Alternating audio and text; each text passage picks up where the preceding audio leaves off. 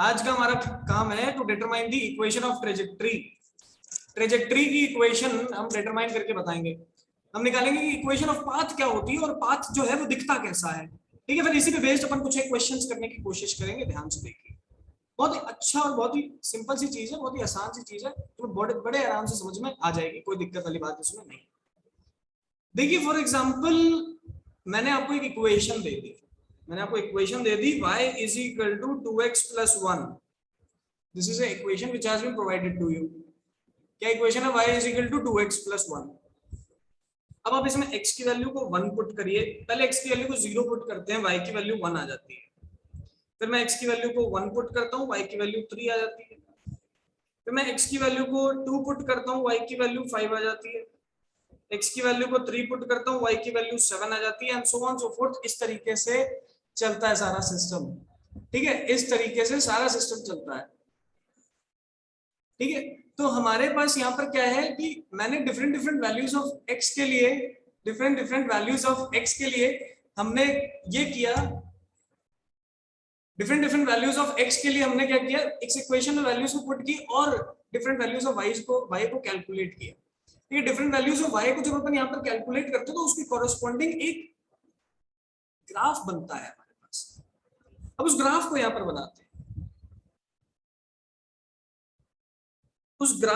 बनाते हैं, ध्यान से देखिए। मैंने यहाँ पर बनाया कुछ इस तरीके से x axis and y axis. ये बनाई x axis and y axis. ध्यान से देखना स्क्रीन पर बेटा, बहुत आसान चीज है, बहुत इंपॉर्टेंट चीज है ये। आप जब x की वैल्यू को 0 रखते हो तो y की वैल्यू 1 आ जाती है। x की वैल्यू को 0 रखते हो तो y की वैल्यू 1 आ जाती है। x की वैल्यू को जब 1 रखते हो तो y की वैल्यू 3 आ जाती है। जब x की वैल्यू को 2 रखते हो तो y की वैल्यू 5 आ जाती है। एंड जो ग्राफ है वो कुछ इस तरीके का आपका बनता हुआ दिखता है। आप देख पा रहे हैं, कुछ इस तरीके से मेरे पास ग्राफ यहाँ पर बनता हुआ दिख रहा है। ठीक है, ढंग से बनाते हैं, 1 से ऐसे बनता हुआ दिख रहा है, like this. Now you can see कि यार जब भी एक इक्वेशन आपको प्रोवाइड कर दी जाए, आप उसमें different different values of x के लिए different different values of y को कैलकुलेट कर सकते हो और उसकी कॉरेस्पॉन्डिंग ग्राफ बना सकते हो, पूरा पाथ बना सकते हो। ऐसे ही हम इक्वेशन ऑफ ट्रेजेक्ट्री की बात करेंगे। कैसे? ध्यान से देखिए, मैंने क्या किया, ये प्रोजेक्टाइल बनाया। ठीक है, अब सबसे पहले अपन प्रोजेक्टाइल बनाएंगे और उसके हेल्प से एक्सप्लेन करेंगे that what is the, this is y axis, this is x axis, and हमने क्या किया यहाँ पर u वेलोसिटी से थीटा एंगल पे पार्टिकल को प्रोजेक्ट कर दिया, लाइक दिस। u वेलोसिटी से पार्टिकल को थीटा एंगल पे प्रोजेक्ट कर दिया। अब मैंने इसके स्टार्टिंग पॉइंट को मान लिया that this is the origin. And इसका एक टॉप मोस्ट पॉइंट है और इसका एक फाइनल पॉइंट है।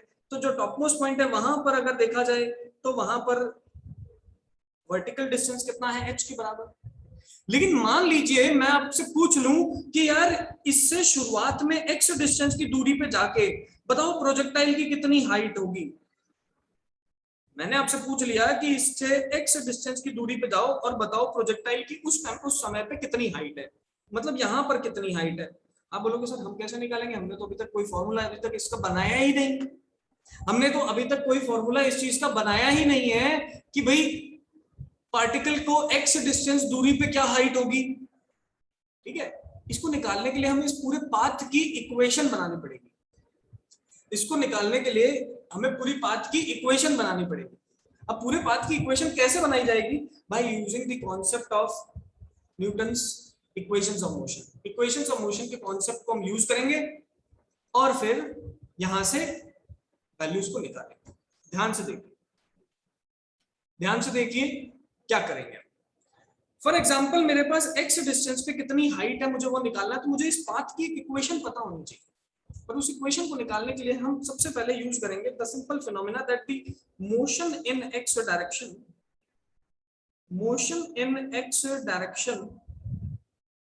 Is uniform. x डायरेक्शन में जो मोशन है वो कैसा है, यूनिफॉर्म है। x डायरेक्शन में जो मोशन है that is uniform. First of all अब देखिए ध्यान से और समझिए, क्या हो रहा है। भाई x डायरेक्शन में कितना डिस्टेंस चला, तो x चला। ठीक है, x डिस्टेंस चला, कितनी स्पीड से चला, तो ux स्पीड से चला। हम जानते हैं कि इसका स्पीड का एक हॉरिजॉन्टल कंपोनेंट होगा और एक वर्टिकल कंपोनेंट होगा, तो हॉरिजॉन्टल कंपोनेंट से मुझे क्या मिल जाएगी, इसकी हॉरिजॉन्टल स्पीड। इसको मल्टीप्लाई कर दूंगा मैं टाइम से, ठीक है, कितना टाइम इसने x डिस्टेंस को ट्रैवल करने में लगाया, तो मैं यहां पर लिख देता हूं t is the time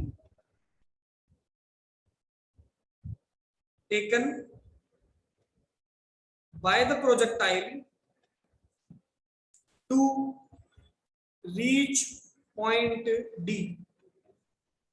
point D पे पहुंचने में जितना टाइम प्रोजेक्टाइल ने लगाया है उस टाइम को अपन ने टी माना है। यहां से अगर टी की वैल्यू निकाली जाए तो वो x अपॉन में ux आ जाती है। क्या आ जाती है, x अपॉन में ux। अब याद करो हॉरिजॉन्टल डायरेक्शन में जो कंपोनेंट होता था वो होता था u cos थीटा। तो उठा के हम इसे यहां पर पुट कर देंगे तो x अपॉन में क्या बन जाएगा, u cos theta. x upon में क्या बन जाएगा, u cos theta. I think there is no problem in it, this is a very simple, this is a very simple phenomena, कोई दिक्कत है ही नहीं इसके अंदर। x अपॉन में क्या बन गया, u cos थीटा। अब इसी टाइम के अंदर इसने वर्टिकली भी कुछ डिस्टेंस ट्रैवल किया है, इसी सेम टाइम में इसने कुछ वर्टिकल डिस्टेंस भी ट्रैवल किया है, सही है। तो वो जो वर्टिकल डिस्टेंस ट्रैवल किया है, कितना किया है, कैसे किया है, अब उसकी बात करते हैं। तो जो वर्टिकल डिस्टेंस होता है उसको निकालने के लिए we will use the equation sy is equal to u by t plus half a by t square। हम वर्टिकल डिस्टेंस निकालने के लिए क्या करते हैं, एक्सेलरेशन वाली इक्वेशन यूज करते हैं। हमने direct distance is equal to speed into time नहीं किया, यहाँ पर अपन ने speed into time plus half A T square ये भी यूज किया है। क्यों यूज किया है, क्योंकि जो मोशन है वाई डायरेक्शन में या वर्टिकल डायरेक्शन में, motion in vertical direction is accelerated. Vertical direction में जो मोशन है वो कैसा है, एक्सेलरेटेड है। यहां पर जो एक्सेलरेशन है वो g के बराबर है, बट g कहां लग रहा है, डाउनवर्ड्स। तो इसलिए जब मैं वैल्यूज को पुट करता हूं, देखिए इनिशियल वेलोसिटी वाई डायरेक्शन में कितनी है, u sin थीटा। टाइम की वैल्यू ऊपर निकाल चुका हूं, that is x upon u cos theta. Minus sign लगाऊंगा क्योंकि एक्सेलरेशन नेगेटिव है, टी स्क्वायर की जगह बन जाएगा x square upon u square cos square theta. और डिस्टेंस इन y डायरेक्शन कितना चल चुका है पार्टिकल, तो distance in y direction y के बराबर चल चुका है। डिस्टेंस इन y डायरेक्शन कितना चल चुका है, y के बराबर चल चुका है। अब यार सिंपल सीधी सी बात, हमें ये पता चल गया पार्टिकल कितना डिस्टेंस चलता है।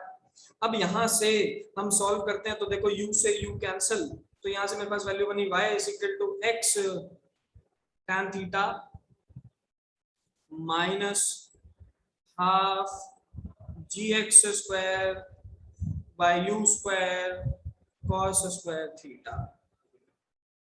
एंड ये जो इक्वेशन बनी है, this equation is known as the equation of trajectory. आप बोलोगे सर ये इक्वेशन ऑफ ट्रेजेक्टरी, ये ट्रेजेक्टरी का मतलब क्या होता है, तो बोलोगे ट्रेजेक्टरी मतलब पाथ। जो प्रोजेक्टाइल ने पाथ को फॉलो किया, जिस पाथ को फॉलो करता है वो आगे चलता है, उस पाथ की अगर इक्वेशन कोई अपन से पूछ ले तो इस फॉर्मूले से कैलकुलेट हो जाती है, इक्वेशन ऑफ पाथ। अब आप बोलोगे सर इसका फिजिकल सिग्निफिकेंस क्या है, अब ध्यान से देखिए, फिजिकल सिग्निफिकेंस भी समझते हैं। ऊपर आपको प्रोजेक्टाइल दिख रहा है, नीचे आपको उसकी इक्वेशन दिख रही है। मुझे किसी भी पॉइंट पे फॉर एग्जांपल स्टार्ट से लेके x1 डिस्टेंस पे जो हाइट थी, मुझे उस हाइट के बारे में पता लगाना है। यहाँ पर y1 हाइट के बारे में, इस y1 हाइट के बारे में पता लगाना है, तो मैं क्या करूंगा, मैं इस x1 को इस फॉर्मूले में पुट कर दूंगा जो नीचे वाला फॉर्मूला है। I will put x1 in it. जैसे ही इस फॉर्मूले में x1 पुट करूंगा, थीटा मुझे पता है, u मुझे पता है, g मुझे पता है, सारी वैल्यूज को पुट करेंगे, y की वैल्यू को इजीली कैलकुलेट कर सकते हैं, कोई दिक्कत नहीं है। उस टाइम पे हाइट निकल गया, मतलब ऐसा समझ लो पाथ जो इसने बनाया वो एक ग्राफ टाइप का बन गया, और उस ग्राफ की कुछ ना कुछ इक्वेशन होगी, तो जो इक्वेशन है वो अपन ने यहाँ पर डिटरमाइन करी है और आपके सामने वो इक्वेशन दिख रही है। आपसे कोई पूछे कि सर ये बताइए ये जो इक्वेशन है ये इक्वेशन किसकी तरह दिखती है, तो हम बोलेंगे this equation resembles like a, this equation is like a parabola। कौन सा बोला, पैराबोला। ये इक्वेशन किसकी तरह दिखती है, एक पैराबोला की तरह दिखती है। that means y is proportional x square, that means y is proportional x square। Equation of A parabola, equation of A parabola, parabola की इक्वेशन है बेटा ये, सीधी सिंपल सी बात, कोई दिक्कत नहीं आनी चाहिए इसके अंदर। पैराबोला की इक्वेशन है, पैराबोला की इक्वेशन की खास बात क्या होती है, इसका ग्राफ जो है पैराबोला का कुछ इस तरीके से बनता है। अगर y equal to X square का ग्राफ बनाऊं ना तो वो कुछ इस तरीके से बनेगा। लेकिन आप बोलोगे सर यहाँ पर तो ग्राफ ऐसा नहीं बन रहा, बेटा इक्वेशन भी तो थोड़ी अलग बन रही है, ठीक है। लेकिन आपको याद रखना है एक प्रोजेक्टाइल में जो पाथ फॉलो किया जाता है that path is just like a parabolic path. और एग्जाम में क्वेश्चन अपन से पूछा जा चुका है, कई बार पूछा जा चुका है कि जो पाथ बनता है वो कैसा बनता है, तो आपका आंसर होगा sir the path is a parabola, it is a parabolic path. सीधी सिंपल सी बात। बताइए सब लोगों को ये चीज, छोटी सी बात क्लियर हुई कि नहीं हुई? पूरा मैं एक ही स्क्रीन पे दिखा देता हूँ सारी चीज, फटाफट बताएं हैंड रेज करके कि क्या ये सबको क्लियर हुआ कि नहीं हुआ।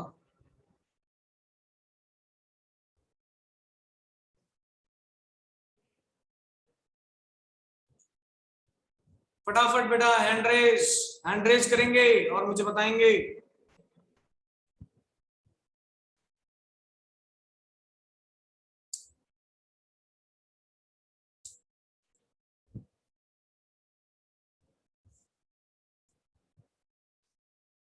फटाफट हैंड रेज करके मुझे ये बताएंगे, फटाफट फास्ट बेटा।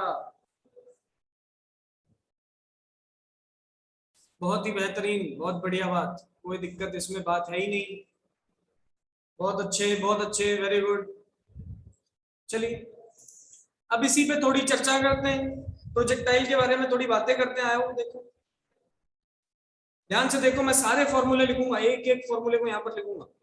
सबसे पहले लिखूंगा time of flight, total time of flight which is 2u sin theta upon में g। फिर मैं लिखूंगा height which is u square sin square theta upon में 2g। फिर मैं लिखूंगा range which is u square sin 2 theta upon में g। फिर मैं लिखूंगा रेंज हो गया, हाइट हो गया, टाइम ऑफ फ्लाइट हो गया, equation of trajectory y is equal to x tan theta minus g square minus g x square by 2u square cos square theta. ये इक्वेशन बन गई ट्रेजेक्टरी। अब अगर मैं यहीं पे सारी वैल्यूज को 90 पुट कर दूं, अगर मैं थीटा को 90 डिग्री का पुट कर देता हूं, पुट करो तो टाइम के फॉर्मूले में जैसे 90 डिग्री पुट किया है बना 2u sin 90 upon g, answer आ जाएगा 2u बाय g। हाइट के फॉर्मूले में पुट किया तो ये बना u square sin square 90, u square sin square 90, sin 90 मतलब sin 90 का स्क्वायर 1, तो यहाँ पर बन जाएगा u square bye 2g। Range की वैल्यू बन जाएगी 0 और बाकी नीचे इक्वेशन ऑफ ट्रेजेक्टरी को छोड़ दो। बेटा जब 90 की बात होती है दैट मींस हमने पार्टिकल को क्या किया है, ये अगर ग्राउंड है और ये जो भी पार्टिकल है मेरे पास, इस पार्टिकल को हमने वर्टिकली अपवर्ड थ्रो कर दिया है ग्राउंड से। कितने डिग्री के एंगल पे थ्रो कर दिया है? 90 डिग्री के एंगल पे थ्रो कर दिया है। 90 डिग्री के एंगल पे थ्रो किया है तो ये पार्टिकल ऊपर जाएगा टॉप मोस्ट पोजीशन तक, फिर ये नीचे आएगा लाइक दिस। ये पार्टिकल ऊपर जाएगा टॉप मोस्ट पोजीशन तक पहुंचेगा और फिर ये पार्टिकल वापस नीचे आएगा। इस पूरे मोशन के अंदर क्या देखा गया कि particle is under the influence of gravity only, मतलब ये भी किसका पार्ट है? प्रोजेक्टाइल मोशन का ही पार्ट है।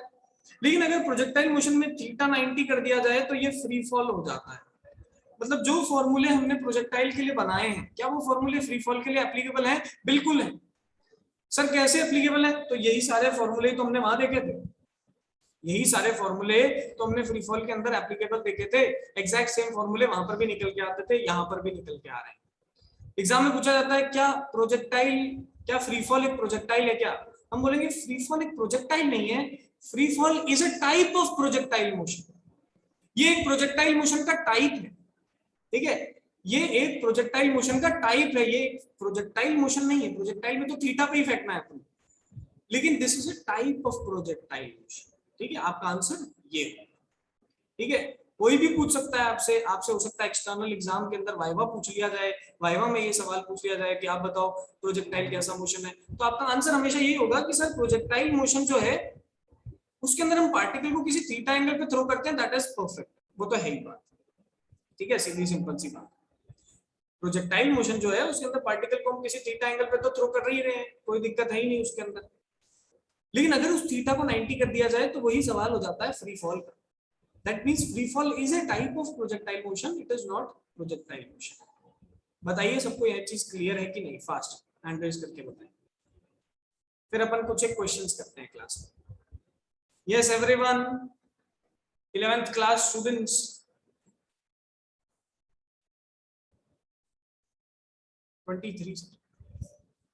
yes, raise your hands everyone.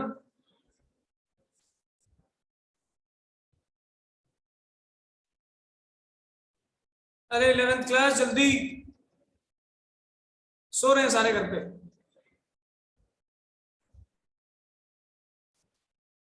चलिए अब अपन बात करते हैं आगे, आगे बात करते हैं कुछ क्वेश्चन का, ठीक है। विदाउट क्वेश्चंस को अपन को कैसे समझना है कि कैसे क्वेश्चंस कैसे आते हैं सर।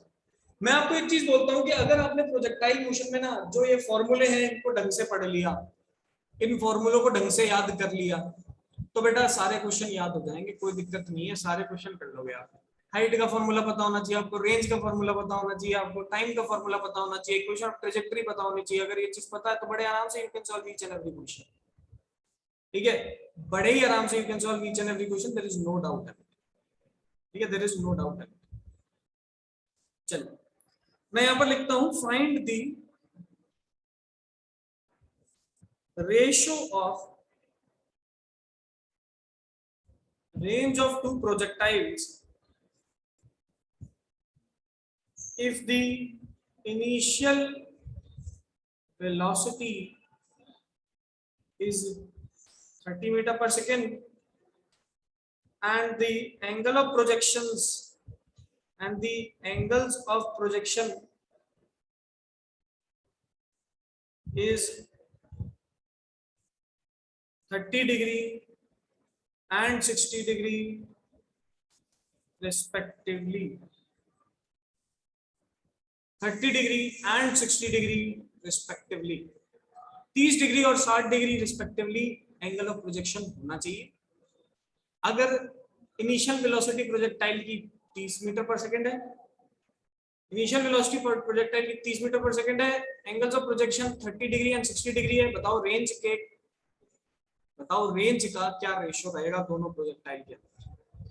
बिना पेन उठाए भी इस सवाल को सॉल्व किया जा सकता है, कोई मुझे बता सकता है तो हैंड रेज करके मुझे बताओ। बिना इस सवाल को पेन उठाए हम सॉल्व कर सकते हैं।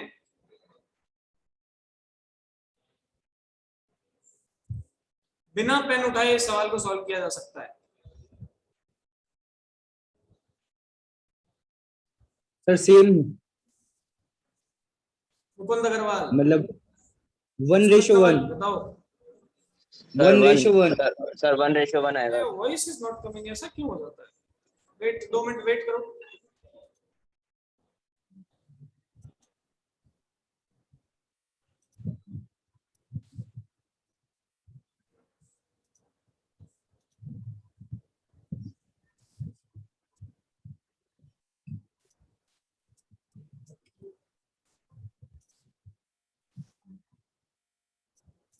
वॉइस नहीं आ रही है बेटा आप लोग, may be because of the network problem. चलिए देखिए, अगर हम थीटा 30 डिग्री रखें, थीटा 1 एंड थीटा 2 को हम 60 डिग्री रखें, थीटा 1 को 30 डिग्री रखा, थीटा 2 को 60 डिग्री रखा, initial velocity has been taken as 30 metre per second. So the formula for range is r is equal to u square sin 2 theta upon g। लेकिन मैंने आपको एक चीज बताई थी कि अगर एक एंगल थीटा और एक एंगल 90 माइनस थीटा हो तो दोनों पे रेंज क्या होती है? सेम होती है। बताई थी मैंने आपको एक चीज बताई थी पिछली क्लास में कि अगर एक एंगल थीटा है और दूसरा एंगल 90 माइनस थीटा है तो दोनों पे रेंज जो है वो सेम रहती है। सो मैं बोलूंगा r1 is to r2 will be equal to 1 is to 1 because एक थीटा प्रोजेक्शन है और एक 90 माइनस थीटा प्रोजेक्शन है, दोनों पे रेंज विल बी सेम। ठीक है, और ये चीज हमने पिछली क्लास के अंदर देख रखी है। तो ये ऐसा समझ लीजिए कि अगर जो छोटे छोटे केसेस क्लास के अंदर बताए जाते हैं, अगर वो छोटे छोटे केसेस आपको याद रहते हैं तो आप बड़े आराम से क्वेश्चंस को सॉल्व कर सकते हैं, कोई दिक्कत वाली बात नहीं है। हो सकता है कुछ बच्चे बोले सर जरूरी थोड़ी ना यहाँ पर ऐसा हो, बेटा आप वैल्यूज को पुट करके देख लो, अगर वैल्यूज को पुट करके देखोगे तो भी आपका आंसर सेम आ जाएगा। वैल्यूज को पुट करके देखोगे तो भी आपका आंसर सेम आ जाएगा, 1:1 ही आंसर रहेगा। बताइए सबको क्लियर है कि नहीं है?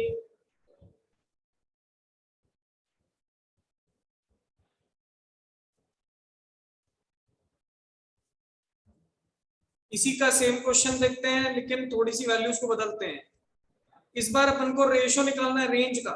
Yes everyone, raise your hands. Find the ratio of range of two projectiles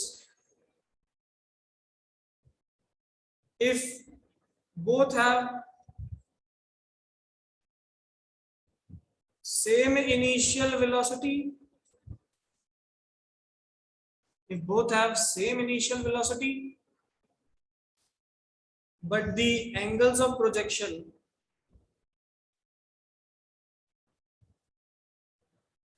is 37 degree and 45 degree respectively. Question को बदल दिया, क्वेश्चन को थोड़ा सा यहां पर अपन क्या कर चुके हैं, बदल चुके हैं। क्वेश्चन के अंदर पहले अपन को दे रखा था angle of projection 30 degree and 60 degree, लेकिन यहाँ पर अब ऐसा नहीं दे रखा है, थोड़ा सा बदल दिया हमने क्वेश्चन को। कैसे? आपसे बोला गया एक तो 37 डिग्री है और एक 45 डिग्री है, इसके बारे में बताइए, रेंज के बारे में बताइए। तो सबसे पहले अपन R1 निकालते हैं। हम जानते हैं u square sine 2 theta upon में g, इसको लिख सकते हैं u square 2 sine theta cos theta upon में g। यहाँ से वैल्यू पुट करो, u स्क्वायर बाय g ऐसा का ऐसा 2 साइन 37 कॉस 37। सॉल्व करेंगे, R1 की वैल्यू बनेगी u square 2u square by g into sine 37 की वैल्यू कितनी होगी, साइन 37 की वैल्यू होगी 3/5 and cos 37 की वैल्यू होगी 4/5। so the answer becomes 2 6 and 24 u square by 25 g। ये मेरे पास यहाँ से R1 की वैल्यू निकली। now similarly we will calculate the value of R2 which is u square sin 2 theta upon में g। डायरेक्ट वैल्यू 45 पुट कर देता हूँ तो ये बन जाएगा u स्क्वायर sin 2 थीटा मतलब 90 हो गया डिवाइड बाय g। सॉल्व करेंगे तो u स्क्वायर sin 90 is 1, तो u स्क्वायर बाय g मेरे पास वैल्यू निकल के आ जाता है। अब मुझे क्या निकालना है, R1 बाय R2, क्योंकि रेशियो कैलकुलेट करना था। ये बन जाएगा 24 u square by 25 g divided by u square by g।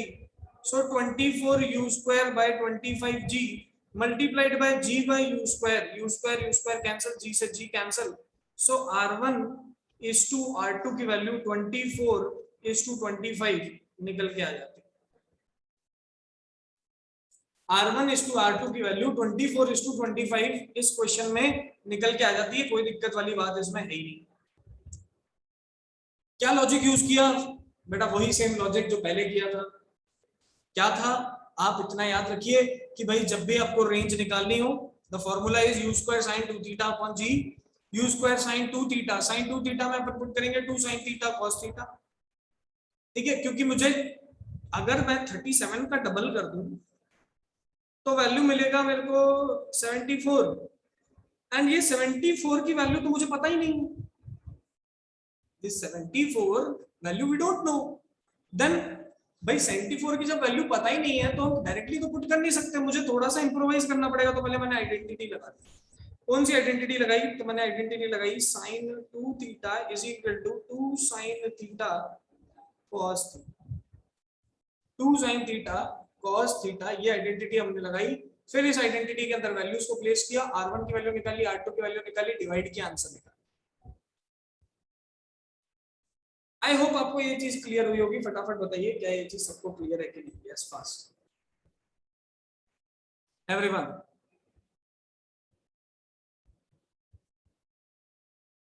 बताइए बेटा 11th class.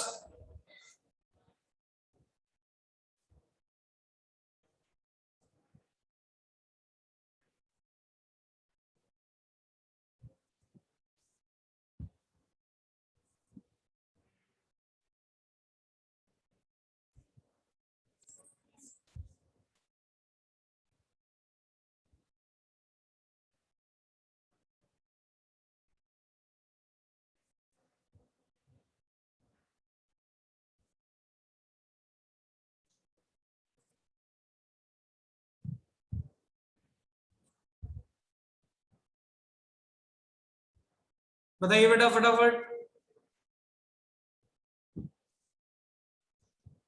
Yes 11th class students.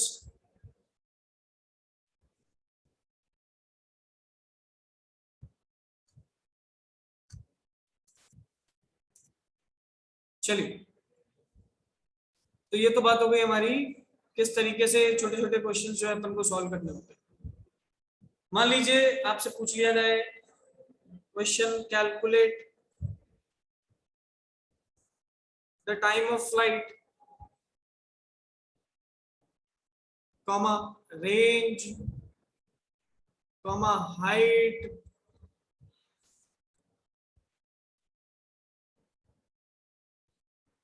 for a projectile of angle of projection 30 degree and initial velocity 20 metre per second. हमें बोल दिया एक प्रोजेक्टाइल है जिसका angle of projection 30 degree का है और initial velocity 20 metre per second की है। तो आप बताइए इसके अंदर, आप बताइए इसके अंदर टाइम ऑफ फ्लाइट कैसे निकालेंगे। तो बनेगा 2u sin थीटा अपॉन में g, तो हम लिखेंगे 2 × 20 अपॉन 10 × sin 30। वैल्यू सॉल्व करो, आंसर निकालो। ऐसे ही मेरे पास रेंज का फॉर्मूला निकलेगा u² sin 2 थीटा अपॉन में g, सो ये बन जाएगा u² बन जाएगा मेरे पास 20 का whole square divided by 10 sin 2 theta मतलब sin 60। सॉल्व करेंगे, आंसर निकालेंगे। एंड हाइट की वैल्यू अगर मुझे कैलकुलेट करनी पड़े तो वो बनेगी u² sin² थीटा अपॉन में 2g, ये बनेगा 20 का स्क्वायर अपॉन में 2 × 10 multiplied by sin square 30 degree. Solve करेंगे, आंसर निकालेंगे। सो यू कैन सी कि कितने आसानी से हम सारे क्वेश्चंस को सॉल्व कर सकते हैं। यहाँ से देखो क्या निकल के आ रहा है, तो 2 × 2 मल्टीप्लाइड बाय 1/2, सो आंसर आ जाएगा 2 सेकेंड्स, फर्स्ट का आंसर। सेकंड का आंसर अगर मुझे निकालना हो तो ये बन जाएगा 400 डिवाइडेड बाय 10 इंटू sin 60 मतलब √3/2, सो यहाँ से आ जाएगा 20 √3 मीटर। और थर्ड का अगर आंसर मुझे निकालना होगा तो आंसर निकल के आ जाएगा, देखो ये 20 हो गया, ये कैंसिल हो गया, तो 20 × 1/4, सो आंसर इज 5 मीटर्स। इस तरीके से हम सारी चीजों को कैलकुलेट कर सकते हैं। ठीक है, इस तरीके से हम बड़े ही आराम से सारी चीजों को कैलकुलेट कर सकते हैं। आपको बस फॉर्मूला पता होना चाहिए, उस फॉर्मूले के बारे में अगर आपको ज्ञान है तो बड़े आराम से आप इसको सॉल्व कर सकते हैं। There is no problem in it, there is no doubt in it. बताइए सबको क्लियर हुआ कि नहीं हुआ। आज अपन ने बेसिक क्वेश्चंस करे, कल अपन इसमें एडवांस क्वेश्चंस करेंगे। फास्ट हैंड राइज करके बता दो।